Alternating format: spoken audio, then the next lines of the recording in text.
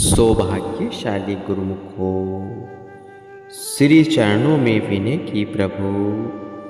जिस जमीन पर आप स्कूल का निर्माण करना चाहते हैं वह तो पूरा जंगल है। वहाँ दूर दूर तक कोई मकान दिखाई नहीं देता। फिर ऐसे में बच्चे कहाँ से और कैसे आएंगे? स्कूल कैसे चलेगा? आप मुस्कुराने लगे और फरमाया, बनेगा। अब समय आ गया है। अब शीघ्रता से इस स्कूल का निर्माण कार्य आरंभ कर दो। पहले 4 दीवारी बनाओ। बस फिर क्या था, आपने इसकी सब रूपरेखा तैयार करवाई। ठेकेदार को बुलाकर निर्माण कार्य का कार्यभार सौंप दिया गया। लेकिन सबसे बड़ी समस्या आई पानी की। उस जमीन में कहीं भी पानी की एक बूंद न थी। निर्माण के लिए पानी की आवश्यकता थी। अब पानी आए तो आए कहाँ से? कई स्थानों पर बोरिंग करके जल निकालने का प्रयास किया गया, परंतु कहीं से भी एक बूंद जल न मिला। आखिर में एक बोर और किया गया, जिसकी गहराई 830 फुट तक जाने पर भी केवल पाउडर ही हाथ आया। अगली बार जब आपने बेंगलोर में कृपा फरमाई तो आते ही फरमाया, स्कूल का निर्माण कार्य आरंभ हुआ या नहीं? 4 दीवारी बनानी आरंभ की। प्रेमियों ने हाथ जोड़कर विनय की, स्वामी जी आप वहाँ एक बूंद पानी नहीं है। न जाने कितने बोर वेल बनाए परंतु पानी नहीं निकला। अब तो आप ही कृपा कीजिए। यह सुनकर आपने फरमाया, चलो हम स्वयं चलते हैं। कुछ भक्त महात्माओं के साथ महाप्रभु जी उस स्थान पर पहुंच गए। एक स्थान पर पहुंचकर आपने निज कर कमलों से वहां निशान लगाते हुए फरमाया कि इस जगह खुदाई आरंभ करो, यहाँ से अवश्य ही पानी निकलेगा। सबने श्री आज्ञा शिरोधार्य कर मिलकर उस स्थान पर खोदना आरंभ किया। घोर आश्चर्य, केवल 8 फुट की खुदाई करने पर ही देखा कि 4 फुट गहरा पानी खड़ा था। उसी 4 फुट पानी से सारा दिन चिनाई का काम होता। शाम तक वहां एक बूंद पानी न बचता। अगले दिन फिर वही करिश्मा, जब सेवक जन सेवा करने के लिए आते तो उसी स्थान पर 4 फुट पानी भरा हुआ देखते। सारा दिन प्रयोग में लाने पर शाम तक वहां एक बूंद न बचती। अब तो प्रतिदिन यही सिलसिला चलता रहा और आपकी अपार कृपा से 2-3 मास के अंदर पूरी 4 दीवारी बनकर तैयार हो गई। आपने जब अगली बार कृपा की तो पूछा कि दीवार तैयार हो गई? भक्तों ने विनय की, प्रभु आपकी कृपा से ही यह असंभव दिखाई देने वाला कार्य संभव हुआ है। महापुरुष तो सेवकों के लिए सेवक के अखुट भंडार खोलते रहते हैं। स्कूल का निर्माण कार्य पूरा हो जाने पर आपने पूछा कि अब आगे कौन सा काम करना है? भक्तों ने विनय की, प्रभु यहाँ एक सत्संग हॉल का निर्माण हो जाए ताकि जब भी महाप्रभु जी इस स्कूल में कृपा फरमाए तो नन्हे मुन्ने बच्चों और स्टाफ को श्री दर्शन लाभ प्राप्त करने की सुविधा मिल सके। इस प्रकार प्रेमियों को पुनः सेवक की अनमोल दाद बख्शकर आपने उनके जीवन में बहार ला दी। सत्संग हॉल और श्री गुरु महाराज जी के निवास के लिए कमरे का कार्य आरंभ हो गया। आपने अपनी मौज से सब नक्शे तैयार करवाए और फरमाया कि इसके साथ साथ एक बगीचा भी बनाओ। श्री वचनों को श्रवण कर सब इस मौज में पड़ गए कि यहाँ बगीचा किस प्रकार बनेगा। बिल्डिंग तो तैयार हो जाएगी, लेकिन बगीचा बनाना तो कुछ कठिन जान पड़ता है। सारी जमीन पथरीली है और पानी की इतनी कमी है, आसपास कहाँ हरियाली देखने को नहीं मिलती। बगीचा बन भी गया तो पानी कहाँ से आएगा और पानी के बिना इसकी देखरेख कैसे होगी। लेकिन श्री प्रभु जी के मार्गदर्शन में सब काम इतनी सरलता से हो गया कि गुरुमुख देखकर दंग रह गए। सत्संग हॉल और निवास स्थान के साथ साथ शानदार बगीचा भी बनकर तैयार हो गया। बगीचे में हरियाली तो है ही, यहाँ रंग बिरंगे सुगंधित पुष्प तथा आम के पेड़ भी लगाए गए। प्रतिवर्ष स्टाफ के सभी सदस्य और बच्चों को ये आम प्रसाद रूप दिए जाते हैं। इसके पश्चात एक नई बिल्डिंग में क्लास रूम, लेबोरेटरी, प्रयोगशालाएं, प्रशासनिक विभाग आदि सब बनकर तैयार हो गए। इसके साथ साथ स्कूल का पूर्ण मुख्य निर्माण कार्य संपूर्ण हो गया। जून 1994 में आपने साय समय विवेक धाम आश्रम में कृपा की। अगले दिन प्रातः निज कर कमलों से बहुत ही प्रसन्न मुद्रा में इस स्कूल का शुभ मुहूर्त किया। अपने पावन मुखारविंद से इसका नाम आनंद शिक्षा केंद्र करो फरमाया।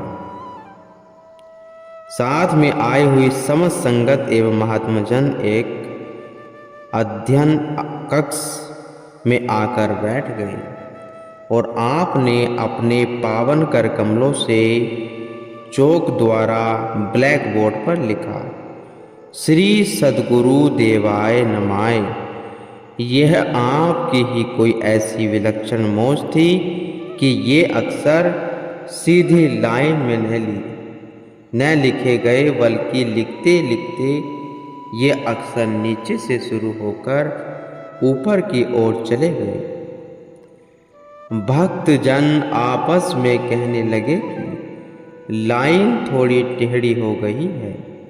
महाप्रभु जी की मौज को कौन जान सकता है। आप कुर्सी पर विराजमान हुए, श्री वचन हुए। जैसे लिखावट में ये अक्षर नीचे से ऊपर की ओर जा रहे हैं, वैसे ही यह स्कूल भी सदैव ऊपर की ओर जाएगा। इस स्कूल में लौकिक संसारी पढ़ाई तो होगी ही, साथ में रूह परमार्थ की पढ़ाई भी होगी। यह स्कूल दूसरे स्कूलों से भिन्न होगा।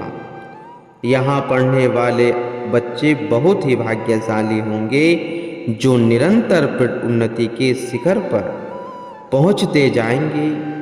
यहाँ एक दिन ऐसा आएगा कि इसी स्कूल में पढ़े हुए बच्चे प्रसिद्ध डॉक्टर, इंजीनियर, वकील, वैज्ञानिक, मिनिस्टर आदि बड़े बड़े पद प्राप्त करें। इस प्रकार बड़े बड़े वरदान और शुभाशीष प्रदान कर आपने असीम खुशियाँ लुटाई। भक्त मधु कपूर जी की इस विद्यालय का प्रबंध बनाया। श्री प्रभु जी की कृपा से सरजापुर में स्कूल बनकर तैयार हो गया और इसका भव्य मुहूर्त पावन कर कमलों से संपन्न होने के पश्चात अब प्रश्न यह उठा कि बच्चे कहाँ से आएंगे। भक्त जी ने एक अखबार में स्कूल का विज्ञापन दिया जिसमें लिखा था कि आनंद शिक्षा केंद्र विद्यालय का शुभारंभ हो गया है। जिस विद्यार्थी को इसमें प्रवेश लेना है वह कृपया यहाँ आकर प्रवेश ले लेवे।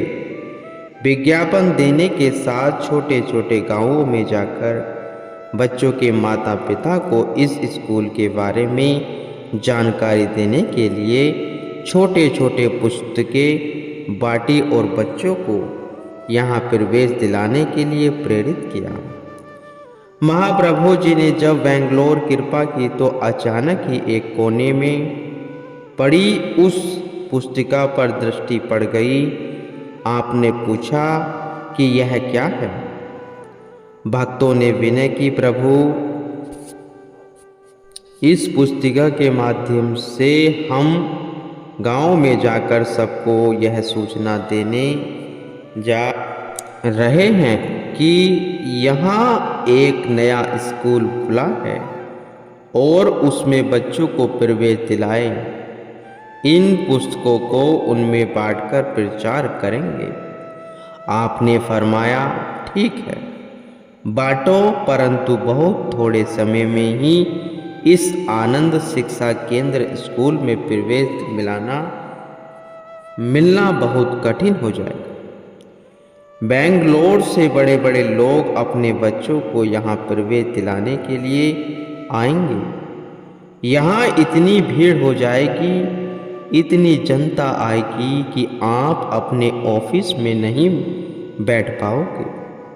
आज सचमुच ही वह समय आ गया है, बल्कि कई वर्षों से यह देखा जा रहा है कि जब नई कक्षाएं आरंभ होती हैं तो प्रवेश के समय यहाँ इतनी भीड़ होती है कि प्रबंधकों को यह समय नहीं आता कि किसको प्रवेश दें और किसको न दें। श्री आज्ञा अनुसार यहाँ उन बच्चों को प्रवेश दिया जाता है जो अच्छे से पढ़ लिख कर अपना भविष्य तो बनाना चाहते हैं, परंतु उनके माता पिता उन्हें वैसा ही पढ़ाने में आर्थिक रूप से सक्षम नहीं होते। परम दयालु श्री सद्गुरु देव महाराज जी ने इस स्कूल की फीस भी नगण्य रखने का आदेश दिया। साथ में यह फरमाया कि जिनमें सामर्थ्य न हो उन बच्चों को छात्रवृत्ति प्रदान की जाए। कोई भी बच्चा पैसा न होने के कारण पढ़ाई से वंचित रह जाए, ऐसा कभी न हो। इस चीज का विशेष ध्यान रखा जाए। इस प्रकार महापुरुषों ने अपनी अनंत कृपा और दयालुता की वर्षा केवल भक्तों पर ही नहीं अपितु जन साधारण भी इससे लाभान्वित हुई और हो रहा है। कई वर्षों के पश्चात कमेटी के सदस्यों ने कई बार इस स्कूल की फीस बढ़ाने के लिए श्री चरणों में विनय की। श्री सद्गुरु दाता दयाल जी ने फरमाया, हम तो चाहते हैं कि आप फीस पहले से भी कम करके दो ताकि गरीब माता पिता को कष्ट न हो। हमने स्कूल अपने लाभ के लिए नहीं बनाया। यह स्कूल गरीब और संस्कारी बच्चों को पढ़ाने के लिए बनाया है। यहाँ के अध्यापक वह अध्यापिका पूरी लगन वह परिश्रम से बच्चों को पढ़ाएं ताकि बच्चों का भविष्य अच्छे से अच्छा बन सके। वे यहाँ से पढ़कर जाएं तो आगे जाकर उन्हें उच्च पद प्राप्त हो सके। आज यहाँ से पढ़े हुए बच्चे नक्शे में चुने गए बड़ी बड़ी उपलब्धियों पर पा रहे हैं। यह सब श्री सद्गुरु दाता दयाल जी की अनंत करुणा दया आर्द्रता का परिणाम है। श्री सद्गुरु जी महाराज जी जब भी बेंगलोर कृपा फरमाते, इस स्कूल में भी कृपा करते।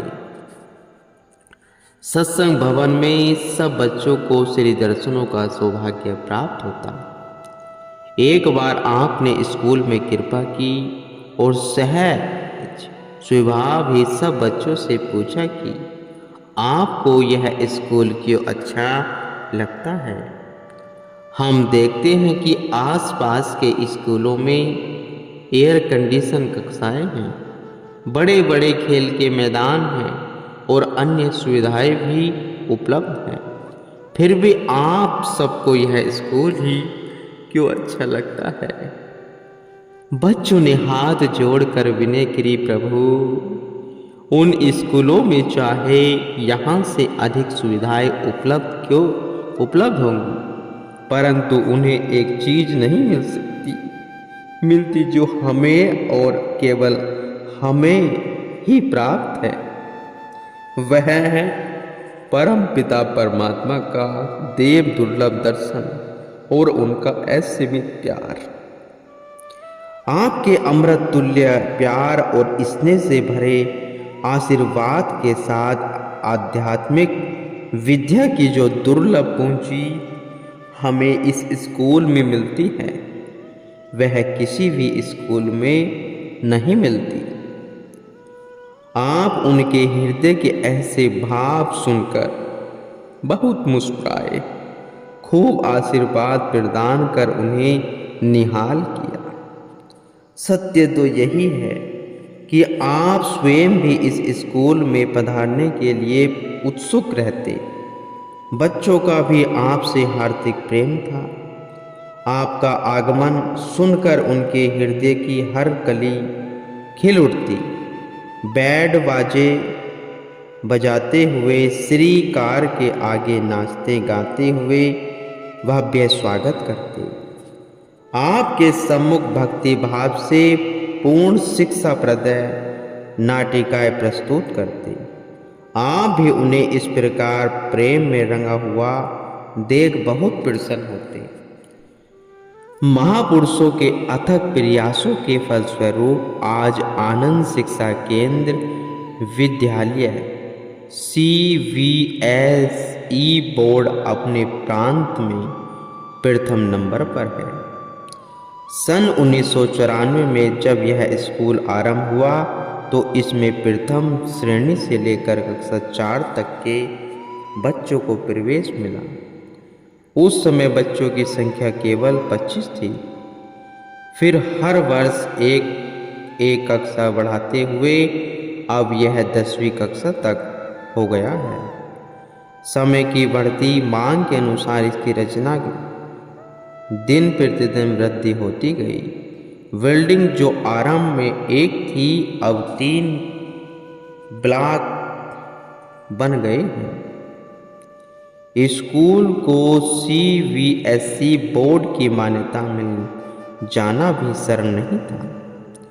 बेंगलोर के गुरुमुख भक्तों ने बहुत प्रयास किए इसे मान्यता दिलाने के लिए। बड़े बड़े सम्मानित लोगों मिनिस्टरों से इस बारे में अपील की, परंतु सफलता न मिली। हर तरह से प्रयत्न करने पर भी जब काम न बन पाया तो प्रेमियों ने श्री चरणों में विनय की। आपने फरमाया, यह सब छोड़ो, दिल्ली जाकर आनंद शिक्षा केंद्र विद्यालय को ऑल इंडिया स्तर पर मान्यता दिलवाओ। श्री आज्ञा सुधार्य कर गुरुमुखों ने दिल्ली जाकर सब कार्यवाही की और बहुत थोड़े समय में ही इस स्कूल को CVSE बोर्ड की मान्यता मिल गई। आरंभ में 1 वर्ष की मान्यता के लिए अपील की गई, फिर बोर्ड की ओर से श्री प्रभु जी की कृपा और प्रेरणा से 5 वर्ष की मान्यता मिल गई। CVSE बोर्ड ने मान्यता तो प्रदान कर दी। कुछ समय पश्चात बिना सूचना दिए वहां से इंस्पेक्टर इस स्कूल की सारी कार्रवाई देखने के लिए अचानक ही आ गए। पहले सारे हिसाब किताब की जांच की। पता चला कि इस स्कूल में तो कोई डोनेशन भेंट ही नहीं ली जाती। फीस भी इतनी कम जो कि न के बराबर थी। वे सोचने लगे कि यह कैसा स्कूल है जहां कोई डोनेशन नहीं ली जाती और फीस भी इतनी कम। इस स्कूल का खर्च कैसे निकल पाता होगा। जब अध्यापकों ने बच्चों और उनके अभिभावकों के चेहरों पर खुशी झलकती देखी तो और भी हैरान हो गए। उन्होंने बोर्ड की मीटिंग में कहा कि अन्य स्कूलों के जो कुल 900 अध्यापक हैं वे कुछ समय के लिए आनंद शिक्षा केंद्र में जाकर यह सीख कर आए कि वे कैसे बच्चों को पढ़ाते हैं। उस स्कूल के बच्चों के चेहरों पर छाई खुशी का क्या रहस्य है। प्रशिक्षण लेने के लिए स्थान स्थान से आए हुए सभी अध्यापकों ने मिलकर एक ही निष्कर्ष निकाला कि जहां महापुरुषों की अनवरत कृपा बरसती हो उस स्थान की कोई कैसे बराबरी कर सकता है। इसलिए यह स्कूल सभी स्कूलों में सर्वोपरि है। जब प्रथम बार 10वीं कक्षा की बोर्ड की परीक्षा होनी थी तो श्री गुरु महाराज जी के आशीर्वाद से सब बच्चे मेरिट लिस्ट में आए और कईयों को तो 100% नंबर मिले। इस स्कूल के बच्चों पर कुछ ऐसी विशेष कृपा की कि वे जिस प्रतियोगिता में भाग लेते उसमें उत्तीर्ण होकर स्वर्ण पदक के अधिकारी बनते। पढ़ाई का स्तर तो पहले से ही सबसे ऊपर था। आनंद शिक्षा केंद्र का नाम पूरे कर्नाटक प्रांत में प्रसिद्ध हो गया। यह हमारे प्रभु दयालुता के आभार है।